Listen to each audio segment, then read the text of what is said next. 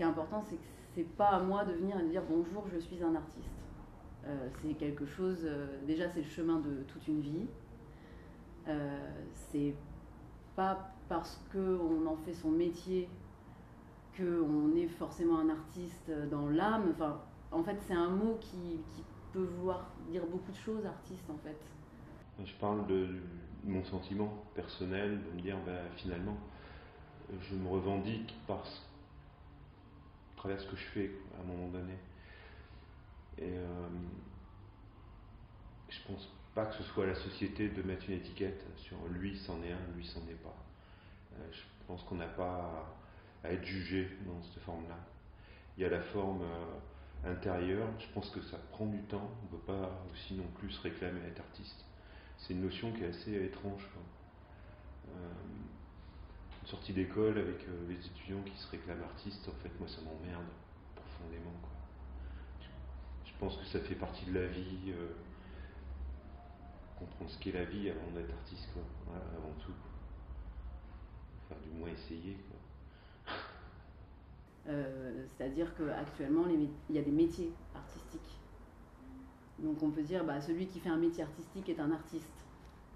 Mais il y a des gens dont c'est pas le métier qui sont des artistes. Il y a enfin, voilà, c'est une question vaste à laquelle il n'y a pas une réponse. Après, en termes de légitimité, la légitimité, elle est du point de vue de la société, je pense.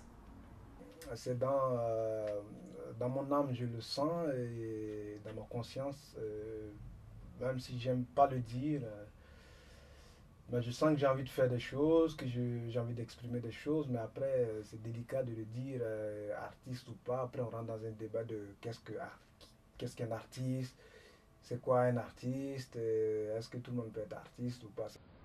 À partir du moment où il y a un regard extérieur, parce que finalement, tant qu'on reste dans son atelier, on fait les choses pour soi, et j'ai l'impression qu'à mon sens, une des caractéristiques de l'artiste, c'est aussi le partage.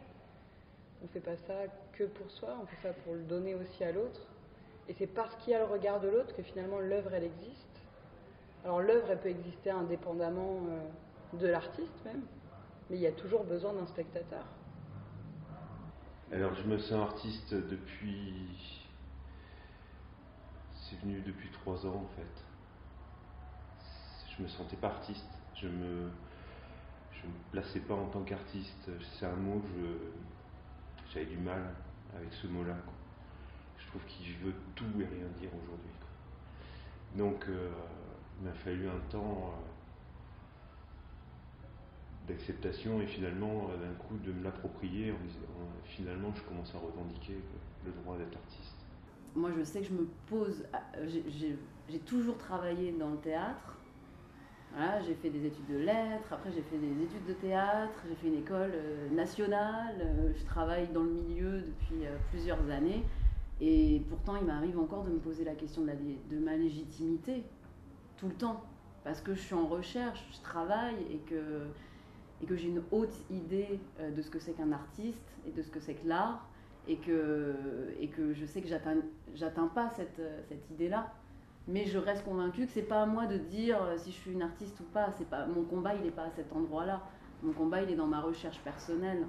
C'est le regard des gens qui m'a forgé en me disant, mais finalement, les gens qui voient l'étoile et qui te confortent dans quelque chose, et finalement, c'est une position sociale qu'on te donne, en fait. Et je me suis senti valorisé par ce regard-là des gens en me disant, ouais, finalement, je m'attendais pas à être mis comme ça sur un socle aussi à un moment donné. Tu te retrouves posé sur un socle, ce qui est un peu étrange au début. Qu'est-ce que je fous là, quoi. Mais c'est assez drôle, quoi, en fait. Je sais pas si... C'est plus une appellation d'un coup, de dire ça simplifie les choses. Ouais, je suis artiste peintre, ok, on sait ce que tu fais, quoi, finalement. C'est un peu comme un métier, je suis boucher, on sait ce que tu fais, tu vois, je suis carreleur, on sait ce que tu fais, voilà. Si je fais de la mosaïque dans les bâtiments, en fait, tu fais quoi? Je pense que pour chaque artiste ou chaque chanteur ou voilà, qu'importe le biais qu'on a choisi, la question de la légitimité, elle se pose tous les jours. Enfin, tous les matins, on se lève et on se pose la question. Quand on monte sur scène, quand on va exposer, on se pose la question. Et les retours que l'on a après une scène, après une exposition, sont toujours très agréables quand ils sont bons, puisque ça peut nous fortifier, ça peut nous... Et puis même les retours mauvais, en fait. Même les retours mauvais peuvent nous amener à nous dépasser par la suite. Quand on devient artiste, après on a tous plus ou moins une fibre artistique. Après il y a la démarche de devenir artiste dans sa vie et de se positionner en tant que tel.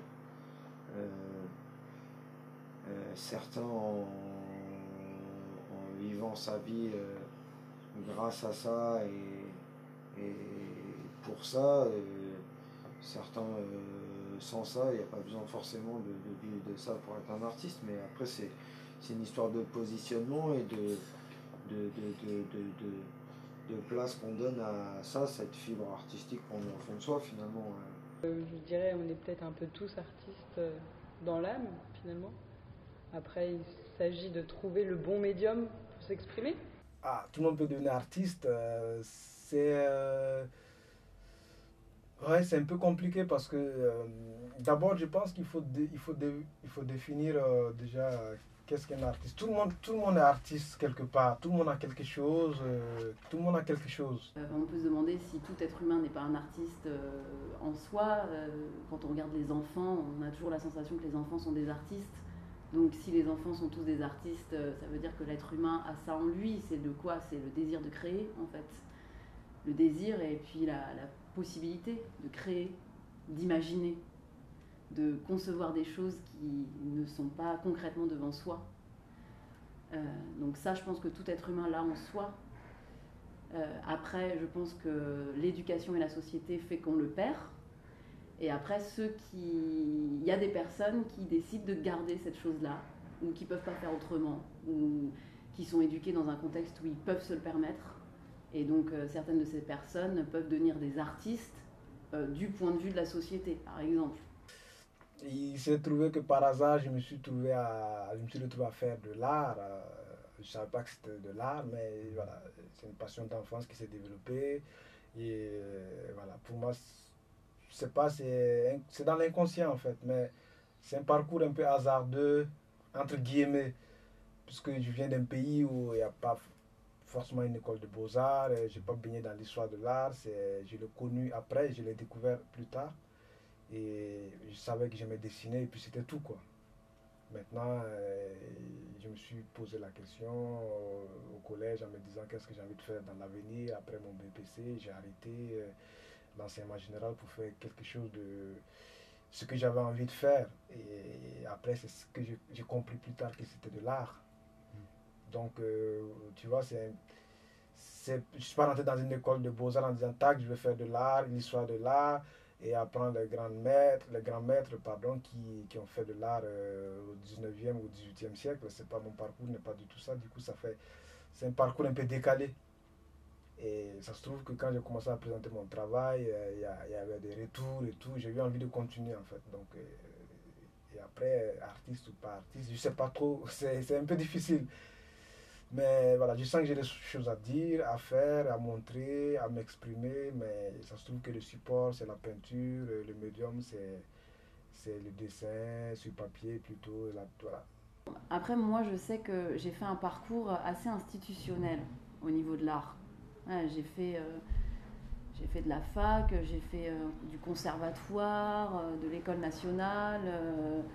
Donc, j'étais dans des milieux où les gens qui décident de faire de leur métier le théâtre sont la plupart du temps des gens qui ont évolué dans un milieu culturel qui le leur permettent. Parce qu'on se confronte à « Ah mais oui, mais tu vas pas gagner d'argent, mais tu vas pas… » Et c'est vrai, tu vas être précaire, et c'est vrai. Donc… je pense qu'il y a des cercles familiaux où ça ne rentre même pas en compte, où c'est même pas envisageable. Donc je pense que c'est déjà une chance de pouvoir l'envisager dans son parcours. Ou alors il y a certaines personnes qui vont vraiment se battre au sein de leur cellule familiale pour… voilà, après on peut vivre ça comme un destin, hein, parce que Parce que généralement, quand on choisit la vie d'artiste, je mets des guillemets parce que ça peut vouloir dire des choses différentes pour chacun, mais quand on choisit cette vie-là, en soi, on la vit comme un destin, ou même ça peut même être vécu comme un sacerdoce, et en même temps comme une grande joie, parce que c'est lié à la liberté, tout ça, c'est lié au désir de liberté. Après, je crois qu'on l'est plus ou moins naturellement. Et après, il y a des gens chez qui ça prend une place importante, donc on décide de prendre dans la société justement la position d'artiste, donc de revendiquer une... Voilà, c'est peut-être ça, c'est peut-être le fait de revendiquer une carrière, entre guillemets, d'artiste, c'est-à-dire un ensemble d'actes artistiques réunis ensemble dans un projet artistique en soi. C'est ça, c'est le fait de commencer à avoir différentes choses qui créent une carrière, quoi. Petite ou grande, mais c'est ça, je pense, être un artiste. C'est commencer à combiner différentes actions artistiques à travers une carrière et une signature et une façon de faire ça, que ce soit dans une ou dans plusieurs disciplines. Il y a eu des cas précis d'un artiste qui est mort, Marcel Storr, qui était boueur de la ville de Paris, et ça se trouve qu'il a fait des choses monumentales. Et après sa mort, on a découvert, donc c'était un artiste, voilà. Mais est-ce qu'il a pu il n'avait pas su, il n'a pas pu montrer aux yeux des gens, mais il ne le faisait pas pour le montrer. Il le faisait pour lui-même. Mais à partir du moment où on commence à s'affirmer publiquement, à s'exposer, comme dit l'autre, qui expose s'expose. Quand tu t'exposes, c'est que tu as envie de... c'est que tu te sens prêt quelque part. C'est un peu difficile en fait en tant que créateur entre guillemets de répondre à une question pareille. Si tout le monde est artiste, tout le monde peut être artiste. Je pense que les hommes sont différents les uns des autres. Peut-être qu'il y en a qui ont envie qui le font, mais qui ne savent pas s'ils ont un truc dans l'âme. Je pense que c'est l'âme qui prime surtout en fait. Du coup, c'est quand on sent des choses, quand on a la chance de l'exprimer avec nos 10 doigts ou avec nos discours, voilà, comment on se situe politiquement, sur le plan sociétal, qui on est, voilà, du coup on prend un châssis, on tend une toile, on a envie de se sentir dans un univers particulier, mais pourquoi on le fait, pour qui on le fait, c'est difficile en fait. C'est un exutoire ou pas, mais voilà. Ça dépend de l'évolution dans le travail et du regard des gens sur notre travail. Mais c'est ça, il faut trouver le bon médium. C'est un peu comme le sport. Enfin, on peut être très bon en natation et au basket particulièrement mauvais, mais c'est la même chose dans l'art. On peut trouver beaucoup plus d'affinité avec la musique et moins avec la matière, avec le bois, avec ces choses-là. Il faut arriver à se découvrir dans la création et puis les choses viennent. Ça demande un certain bagage, une force mentale en fait finalement. Je pense que c'est plus ça qui compte parce qu'il y a des gens qui font ce qu'on fait, ce que je fais, mais qui ne le montrent jamais. Pourquoi ils ne le montrent jamais? Peut-être qu'ils le font pour eux-mêmes, mais peut-être qu'ils ne se sentent pas prêts aussi d'écouter les retours. Donc pourquoi on montre notre travail? Parce qu'on a envie que les gens voient. Et si les gens voient, tout le monde peut dire ce qu'il pense de notre travail en disant lui, il c'est mieux qu'il arrête la peinture. Voilà, les gens qui disent oui, vous ferez mieux d'arrêter de peindre. Et là, tu prends un coup. Donc c'est ça aussi. C'est une question de subjectivité aussi, l'art. Donc c'est pour ça que les écoles sont peut-être pas très, appropriées. En fait, même le mot école ne correspond pas particulièrement à la pratique artistique, puisque l'artiste va chercher à sortir des cadres, à sortir des normes, alors que la majorité des écoles essayent de nous mettre sur des pistes pour essayer de trouver le bon cadre, trouver la bonne étiquette. C'est loin d'être ça, à mon sens. Donc comment devient-on artiste? C'est en forgeant qu'on devient forgeron, enfin, vous connaissez les proverbes. C'est en écrivant qu'on devient écrevisse. Enfin, il y a beaucoup de possibilités. À soi de se faire son chemin là-dedans. Comment devient-on artiste? Qu'est-ce que ça veut dire devenir artiste? Si on considère qu'on l'est de nature, c'est plutôt comment est-ce qu'on arrête de l'être. dans le processus éducatif, quoi. Moi, je pense vraiment qu'on nous éduque à perdre notre imagination et qu'en fait, celui qui décide de faire sa vie dans l'art, c'est celui qui résiste contre cette perte-là. Et après, d'un point de vue purement du travail, on travaille, quoi. Si on veut devenir artiste, c'est-à-dire si on veut trouver sa place dans un milieu ou une forme de reconnaissance dans un milieu, ça passe par donner de son temps, travailler. C'est une vie, en fait. C'est une position face à la vie, je pense. Alors, il y a les beaux-arts. Toute une série de... Non, comment on devient artiste. Je suis pas sûre que ça passe par l'école, finalement. Du tout. Peut-être que l'école, à un moment donné, peut donner des outils, mais je crois que c'est vraiment une question de travail et de rigueur personnelle, et de réussir à se donner des temps réguliers aussi pour se mettre à la tâche. Donc il y a quand même une forme de contrainte aussi là-dedans, et en même temps, je crois qu'il faut que ça reste aussi un plaisir. Mais j'ai l'impression qu'avant tout, c'est une nécessité, comme quelque chose auquel on ne peut pas échapper finalement, qui dépend presque pas de nous en fait. C'est un métier qui demande beaucoup de confiance en soi. Et déjà arriver à accrocher une toile en disant je fais une exposition, venez voir, il faut avoir vraiment confiance en soi. Sinon c'est pas évident de montrer son travail, d'accrocher 20 peintures en disant venez voir, tout en étant prêt pour écouter les retours. Parce que si on dit que c'est de la merde, voilà, parce que quand tu exposes, tu te mets à nu devant le public. C'est hyper dur d'avoir confiance.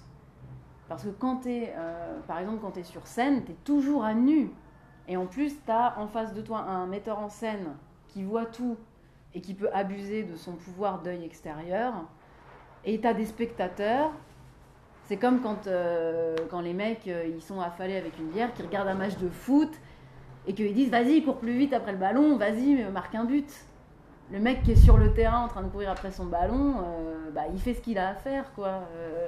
Et il est dans la cage au lion. Et après, s'il marque pas son but, il va avoir tout le monde sur le dos.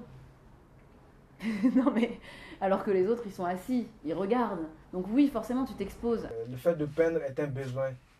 Maintenant, c'est ce que je disais tout à l'heure, ça se trouve que ce besoin-là, c'est une sorte de respiration en fait. Donc quand je ne suis pas bien, et quand je peins, je me sens bien.